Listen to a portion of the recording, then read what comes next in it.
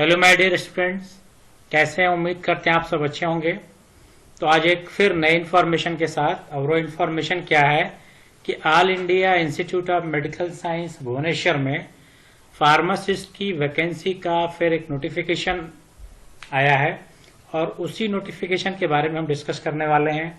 तो जैसा कि वेब पेज ओपन हुआ है एम्स भुवनेश्वर का, और यहाँ पे देखें रिक्रूटमेंट नोटिस।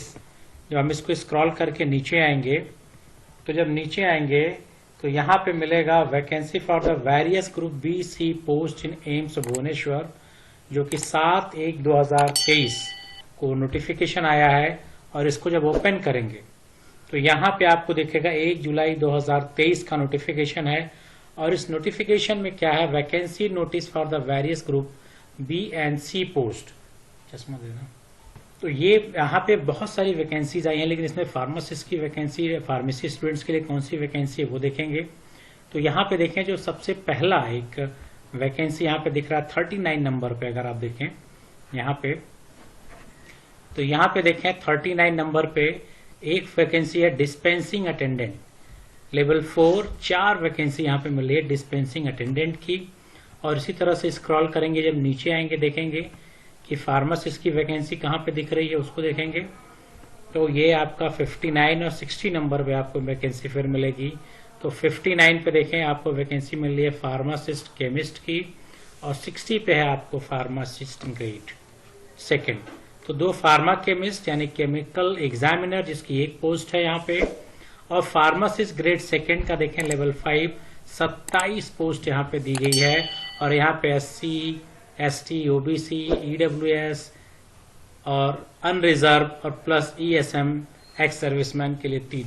तो यहाँ पे 27 वैकेंसी आपको मिल रही है फार्मासिस्ट की, 1 वैकेंसी आपको मिल रही है फार्मा केमिस्ट की, और 4 वैकेंसी मिल रही है डिस्पेंसिंग अटेंडेंट की। तो ये 27 + 4 + 1 वैकेंसी आपको मिल रही है एम्स भुवनेश्वर में। इसका क्वालिफिकेशन क्या है वो देखा जाए, क्या क्वालिफिकेशन मेंशन किया गया है वो देखें। तो इसको नीचे स्क्रॉल करके नीचे जब आएंगे 39 नंबर पे देखा जाए डिस्पेंसिंग अटेंडेंट की क्वालिफिकेशन है।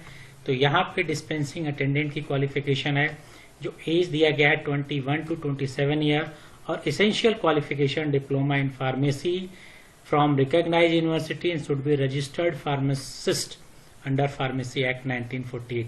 यानी एक जो इसकी क्वालिफिकेशन जो 4 वैकेंसी है, इसका जो क्वालिफिकेशन है डी फार्मा, और साथ में साथ आपका फार्मेसी काउंसिल ऑफ इंडिया में रजिस्ट्रेशन होना चाहिए। तो ये डिस्पेंसिंग का यानी डिप्लोमा इन फार्मेसी मिनिमम, ये एसेंशियल क्वालिफिकेशन दिया गया है कि डिप्लोमा इन फार्मेसी मिनिमम होना ही चाहिए। यानी डी फार्म अगर आपने किया है तो इस फॉर्म को आप अप्लाई कर सकते हैं।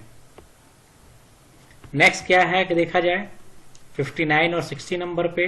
तो 59 पे हमारे पास फार्मा केमिस्ट की थी, और 60 नंबर पे फार्मासिस्ट ग्रेड।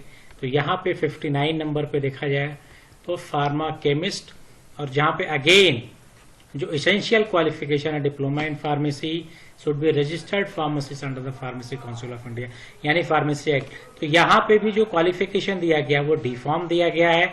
डिजायरेबल में क्या, एक्सपीरियंस इन मैन्युफैक्चरिंग टेस्टिंग और ट्रांसफ्यूजन, यानी कि जो ये जिनको अनुभव है डिजायरेबल उनको प्रेफरेंस दिया जाएगा। और 60 नंबर पे जो सबसे इंपॉर्टेंट है वो फार्मासिस्ट ग्रेड सेकेंड, जिसका जो एज है वो 21 to 27 ईयर, और एसेंशियल क्वालिफिकेशन देखा जाए तो अगेन डी फार्मा जो मिनिमम क्वालिफिकेशन दिया गया diploma in pharmacy from recognised university और institution should be registered pharmacy under the pharmacy act 1948। और यहाँ पे भी डिजायरेबल है कि एक्सपीरियंस मैन्युफैक्चरिंग में, स्टोरेज में, टेस्टिंग में उनको प्रेफरेंस दिया जाएगा। तो यहाँ पे देखें चाहे वो फार्मा केमिस्ट का हो, चाहे वो फार्मासिस्ट ग्रेड सेकेंड का हो, चाहे डिस्पेंसिंग अटेंडेंट का हो, इन सबके लिए जो क्वालिफिकेशन है मिनिमम क्वालिफिकेशन वो डी फॉर्म दिया गया है। तो डी फार्मा जिन लोगों ने भी किया यानी फार्मेसी में डिप्लोमा हो या बैचलर हो, साथ ही साथ फार्मेसी काउंसिल ऑफ इंडिया में रजिस्ट्रेशन हो, तो वो स्टूडेंट इस पोस्ट के लिए एलिजिबल हैं। तो ये एक अच्छी चीज है कि अभी इसके पहले हम लोगों ने देखा था एम्स पटना में वैकेंसी आई, एम्स रायपुर में आ गई, इसी तरह से एम्स भुवनेश्वर में भी है, और एम्स जोधपुर में भी वैकेंसी आई है फार्मासिस्ट की।